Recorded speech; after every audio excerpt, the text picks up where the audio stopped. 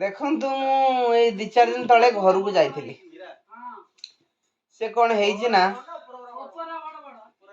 ଘରେ ରାତିରେ ଶୋଇଛି, ବେନିନ୍ଟି ଗରମ ଲାଗୁଛି, ବେନିନ୍ଟା ଖୋଲି ଦେଇକି ରଖିଦେଇଛି।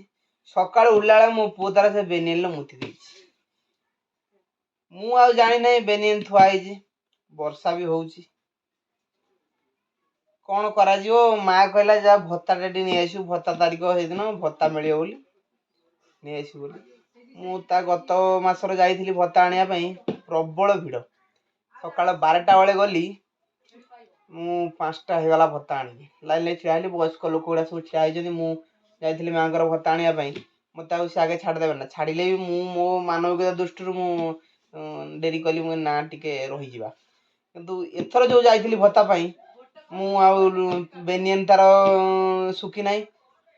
ମୁଁ ଯେତେବେଳେ ବେନିୟନ ମାଗିଲି, ସେଇ ବେନିୟନଟାକୁ ମୋର ଯେଉଁ ଧର୍ମପତ୍ନୀ ଦେଇଛନ୍ତି। କ'ଣ ହେଇଛି, ପିନ୍ଧେଇକି ପଳେଇଛି, ବହୁତ ଜାମ୍।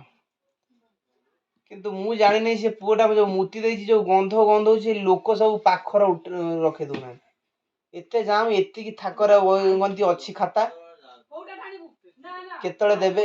ଗନ୍ଧ ଦେଖିକି ସେଠି ସବୁ ଯେତିକି ଲୋକ ମା ମାଉସୀ ମାନେ ଥିଲେ କହିଲେ ଆଗେ ତାକୁ ଦେଇଦିଏ, ସେ ପଳଉ।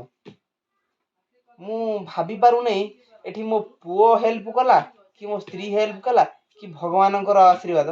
ମୋତେ ଟିକେ କମେଣ୍ଟ ମାଧ୍ୟମରେ ଜଣାଇବେ। ସେୟାର, ସବସ୍କ୍ରାଇବ୍ ଯଦି ଭଲ ଲାଗିଲା କରିବେ।